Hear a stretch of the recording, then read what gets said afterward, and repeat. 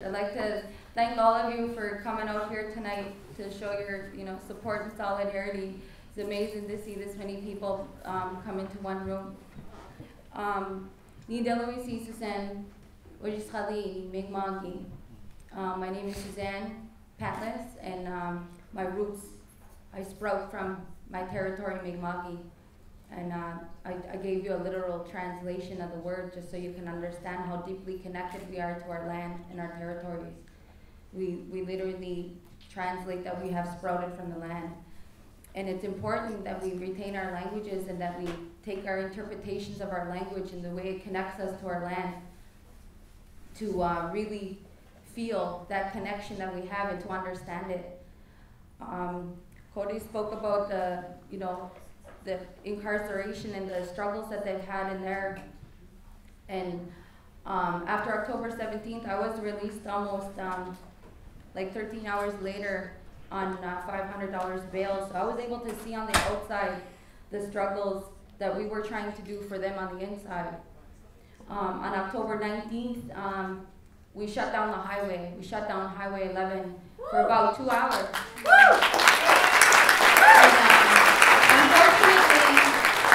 That is what led up to on that same day is when they got dragged off into solitary confinement. It's a sin to see that they were facing the repercussions of what was happening on the outside.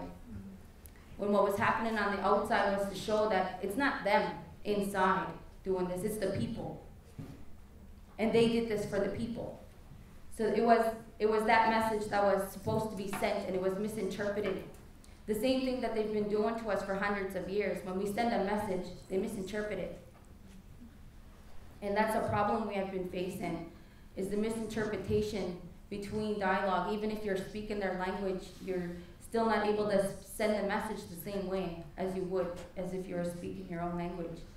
And even when we do speak the language, we tend to send a message differently.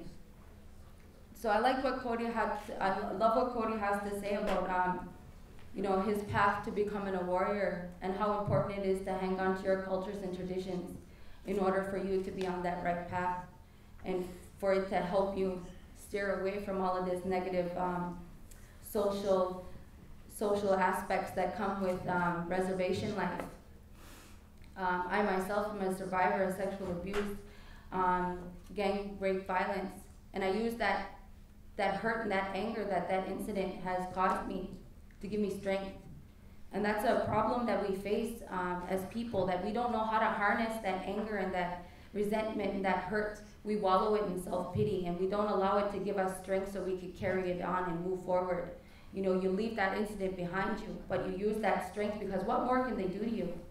What more can be done to our people? What more could be done to us as humans than has already been done? There's nothing more that anybody could do to us to make us scared, because being scared and having that fear is a symptom of oppression, and we shouldn't allow anybody to oppress us, regardless if it's our neighbor or if it's the government.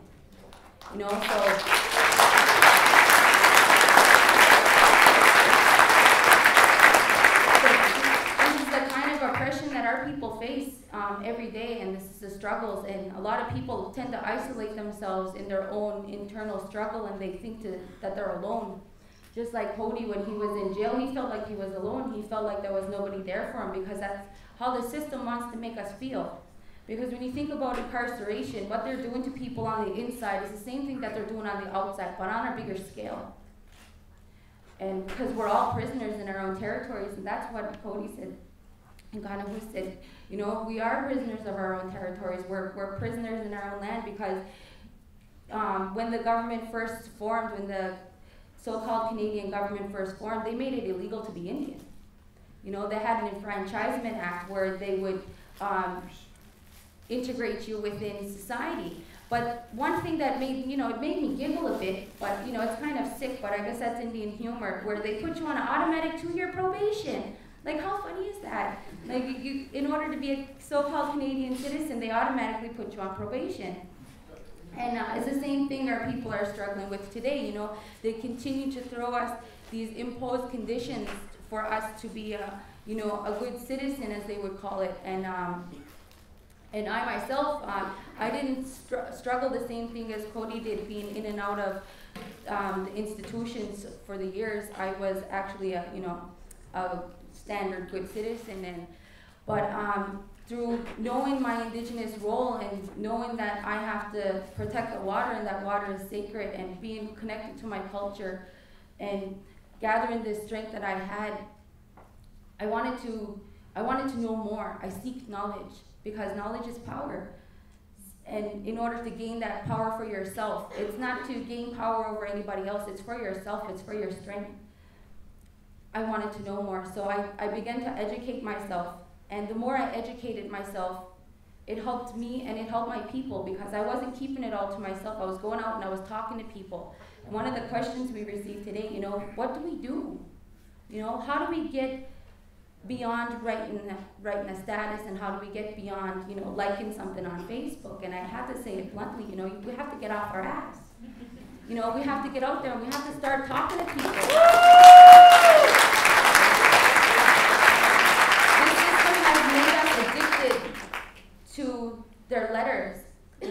We're oppressed by their letters. They have these letters written on paper to say they have the authority over us. They have these letters on paper saying that, you have to do this and you have to do that. And now we're oppressing ourselves. We write on Facebook and we're oppressing ourselves, and we're no longer talking to each other. And that's where we're going wrong. We're no longer talking to each other. We're no longer sharing our stories. We're no longer sharing our language. And the spirit and intent of our treaties as traditional people was passed on through oral tradition and from person to person, as between the Indians.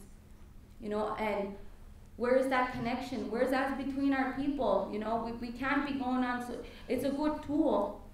Just like I just recently figured out that money could be used as a tool, because I almost lost all of it twice. Because I hate it so much. I'm like, no, I hate it, and I don't like hating things. But I guess now I have to like it as a tool. I just don't choose to like it because I don't want it to oppress me. But we have to start using these things as tools, not as our everyday use. It's not us. We are not this piece of thing. This doesn't even work. This is just for a timer and pictures. But we're not these tools. We're not a tool. We're human, and we have to start treating ourselves like it. And it's why I always say, it's not only do we have to decolonize. You hear people say, decolonization, but there's never an alternative to that. And what it is indigenization. We've been colonized for so many years. Well, let's indigenize the world. Let's make that quick. And so my journey in all of this began when we were fighting the oil company in our territory of Unamagi, which is part of Mi'kmaq. It's divided up into smaller areas. And we chased them off, and they went broke, and really it wasn't much of a fight, but it was one nonetheless, and it was a success. But when we got called out to Elsibuktuk to go help, we told them, light your fires. This is about this is a sacred battle.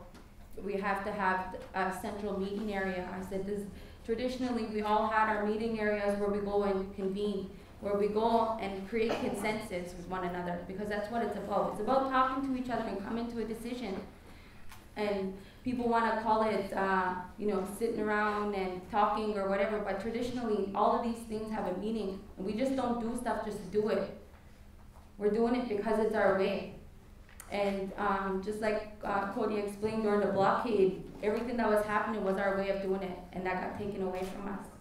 So when the struggle began in June, you didn't hear much of it in the media, because it wasn't media savvy. It's because they weren't able to call us terrorists. It's because they weren't able to call us radicals. It wasn't because they were able to impose their bad labels upon us, because we were keeping it with our traditions and we were keeping it sacred.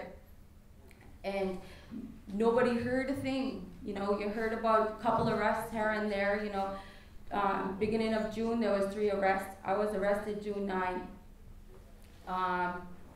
Then there was a wave of arrests on the 14th of June, and then on the 21st of June. And then there was little activity between there where, there was confrontations, but there was no arrest being made. Then there was a truck block for 8 8 hours on July 27th. And then those charges weren't laid for that until September, just before the company was going to come back because of what Cody said. The company decided to take a break after things got too hot in the woods. So when they came back, they were set in a compound. The cops blocked off the road and they initiated the blockade. So they kind of aided in the process. You could say, okay, well, you're going to start a blockade. We'll have one on the inside of yours. And so that's how that all started off. And then there was an injunction issued. And most people would feel defeat. Oh no, judgment has been made against me or against my people.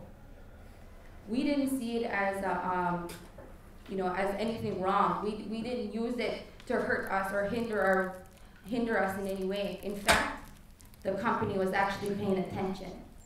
It meant we had a strong message and we were being heard.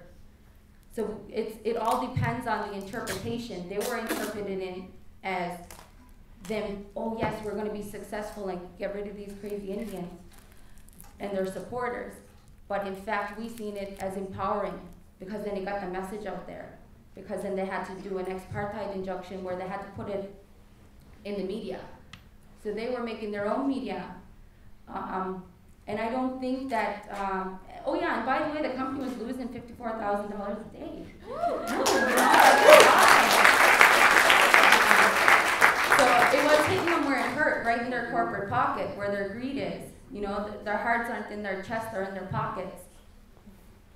So with the success of that, and we put a call out for solidarity and action for October 18th to celebrate that we went through this injunction before it expired, to show that we're still here and we're going to stand up against this company.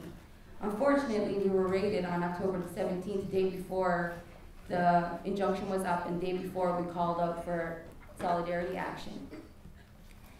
I don't know if they made it, they kind of fulfilled our wishes, because I don't think if we didn't get raided, there probably wouldn't have been as much action that whole weekend. You know, so they kind of aided our indigenous cause. You know, as much as they hurt us on that day, they're actually helping us. You know, they're helping us by oppressing us further because we're fighting back. And that's what's important when you fight back. You know, you show them that you're not scared, you're no longer afraid, and that you're not going to let their oppressed ways, you know, go down upon you and make you bow down. So October 17th, that's the infamous day that most people want to hear about, and I'm glad that we're able to come here and share you part of the struggle before that day, after that day, because a lot of people heard just about that day. Because when I woke up, there were guns drawn everywhere. I brought out my camera and I'm like, what the hell is going on here? You know, like, I think I'm gonna die today. So, you know, and that's, as a warrior, a lot of people try to think of it as violent. And that's a problem that we had even on the ground, where people were like, you're willing to die for your people, you're violent. It has nothing to do with violence. It just means I believe in it so much that I would die for it. And when you believe in something so much that you die for it, it scares the pants out of the person who you're stepping up against, because they don't know what you're going to do. Even if you're just going to stand there and say no, and not let them push you around. Because I like to explain to people, the moment you allow somebody to nudge you a bit, the next time they push you, they're going to push you a little bit further. Eventually, they're going to knock you down on your ass. So if you don't let them nudge you, they're not going to move you. They're not going to budge you. And they'll eventually give up. So it was my message, hoping to spread here in your guys' territory, that there is a need to stand up and that we don't need to be afraid. These companies are big, but they can be brought to their knees. Canada has stolen traditional lands. The truth is out there. It just needs to be told. I read a document that stated that Canadians are just stupid enough to believe that the British North America Act was even real. And it was written in the 1930s. So it goes to show that we're still stupid enough, you know, to believe that it is real. And some people are like, you're just too extreme. I said, no, I actually read my history. I actually, you know, I do research. You know, I'm not going to just go out and say it. You know, I have to know that it's truth and that it's in fact legitimate. So with all of this struggle, and because our fight is the same here, it's for the water, and it's because water is sacred, and it's the core of our Indianness, it's who we are. You know, it's what connects us to our spirituality. It's what connects us to everything out there that's alive. It's what connects us to each other. It's what connects us to the thousands of years before us and the thousands of years that are going to come after us. So we have to take care of that, and we have to make sure that it remains pure. Because if it doesn't, there's nothing left. There's no hope left for anybody. And we can't lose that hope.